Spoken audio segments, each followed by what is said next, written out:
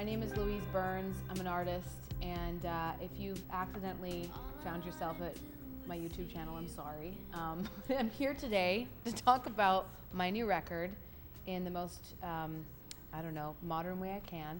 And I'm here joined by my co-producer, Jason Corbett. Hi. I am going to be releasing a record next year in 2023. So we have released the first single called See You, and it's a cover of one of our collective shared favorite bands, Depeche Mode. I guess I'm going to break the song down a little bit for you using the tracks that we recorded and, shoot the shit. So here's a little bit of a teaser.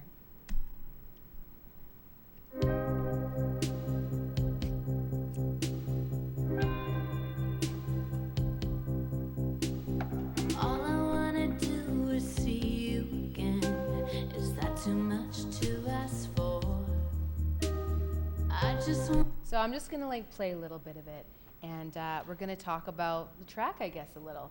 I've never done this before, so if I seem janky, it's because I am. But let's start with the fact. Not janky. Not janky. You're great.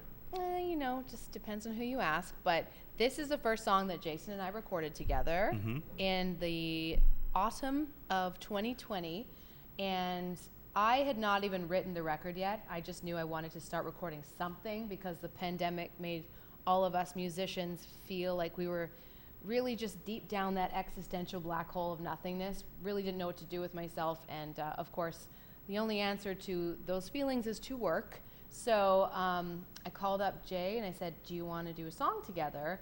And he said, nah. But then I convinced him. Not true. I was ecstatic. Yeah, very exciting. Jason and I have been friends for a really long time, since the early 1900s. Yeah, since you were 9. Since I was 9 years old. Yeah. I used to babysit her. Some people might think that could be true, but it's not. But we are both from small towns in the interior part of British Columbia, Canada. So perhaps in an alternative universe. But Jason and I have known each other for a long time. I've always wanted to work with Jason. He's a killer producer, and he knows all the references that I tend to have. So we started this song in 2020, and some notable moments. I had a new puppy. My dog Ruby was a little tiny baby, and she peed all over the studio. That's true. And Jason was really chill towards me about it, but that was a big test for me because he was very tolerant, and I can be a little nuts in the studio. So that was a good sign for me if he could tolerate. Well, I do hate your dog. I know. I hate Ruby. But she loves you. I do love Ruby. I feel like Uncle Jason to Ruby. No? Uncle Jason, yeah. She gets excited when she still pees when she sees you. Yeah. It's a big deal. I have that effect on dogs. I've noticed that. Well, this song was really fun to do because we kind of had a lot of time, and for this entire record, I wanted to make sure I wasn't rushing it and being stressed out and making these really poor choices based on having to get shit done. There was no deadline because we were in the middle of the world ending, so we started this song. And also, I didn't know that this was going to turn into us doing a whole record. Totally, yeah. You're probably getting to that. Yeah, absolutely. So I should just be quiet. Well, this is a very non-planned out, non-linear conversation. Well, so who knows where we're going to get to.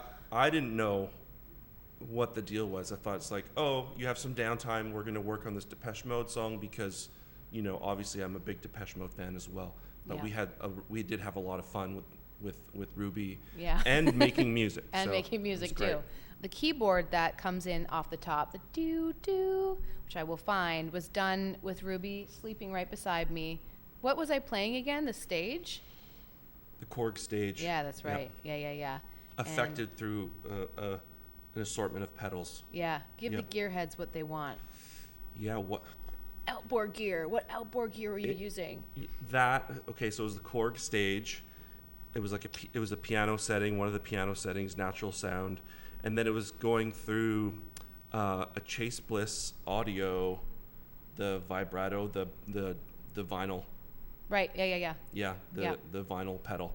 Yes. And then into some Neves, into distressor compressors, into Logic. And this might be it here. That's one of them. Yeah. Yeah.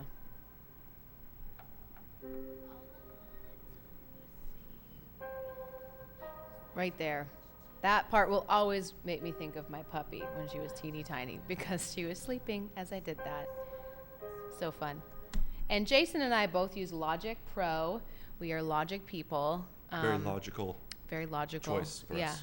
Absolutely, because I'm totally a logical person. But it was really easy to start producing with Jason because I would just send him the session and print out anything that I had, you know, from a weird plugin that maybe he didn't have, but he really has everything, so it wasn't really needed. But it's nice to be able to work with somebody who uses the same DAW as you because it saves time. And if you're a person watching this, if you've stuck around this long and you're still watching and you're like, what's a DAW? Jason, why don't you explain what a DAW is? Digital audio workstation. Actually, you got me on that. I was like, what is a DAW? That's got to be what it is. Well, yeah, something like that. Yeah. It doesn't even matter what it stands for. It's just a thing you use to record music. It's a piece of software you use to record music. Yeah. Logic, Ableton, Pro Tools. There is Cubase, Cakewalk, which has turned into something else, and I don't know what it is called anymore, but that's what I started on, Cakewalk, 100 years ago. Boardwalk. Yep.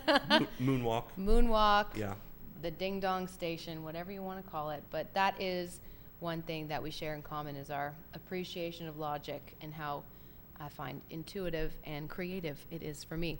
So yeah, I guess I'll play a bit more of the song. We really want to get to the plant sample because we felt really cool when we did that, didn't we? Yeah.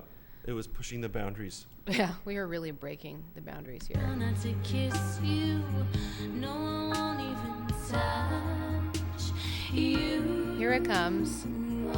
Give it some time. See you. Don't you know that is true? Oh, here it comes. Oh, I'm going to solo this bad boy. So cool. So that right there is an IKEA houseplant. Not like these ones. Very different style of plant. It was more like blades of grass, right? Yeah. That IKEA fake grass thing. And I don't know, I am in this journey right now where I don't really want to use normal things for percussion. I think it's a pretty normal phase in a producer's life. Choose anything and make percussion out of it. We used to have this joke with my friend Kevy, who you know, where we would just sort of like accidentally like do something, like someone would cough and we'd be like, you should sample that. And that's kind of what it feels like a little bit, but I thought it was really cool sounding. And Jay put it through his outboard gear and made it sound even better. Made it distorted and crazy. And you know, I like to add reverb. I love reverb on everything, really. In fact, you should put reverb on my voice now because it probably sounds really good. And yeah, before I talk for 7 more hours, I guess I'll just summarize by saying that this is the first song we did together, winter of 2020, new puppy, chaos. The world was ending, but our world was just starting, right? And Cliffhanger. That's cliffhanger, right? So we, after that, it went really well, and I started to write songs, and that's how the record was really born. So thank you to Jay and Depeche Mode, and to my sweet little Rootitoo, who this song is dedicated to. And IKEA for the plastic plant. Thank you, IKEA. Thank you, IKEA. So much. Yeah. Yeah. Okay, that's probably it. Yeah.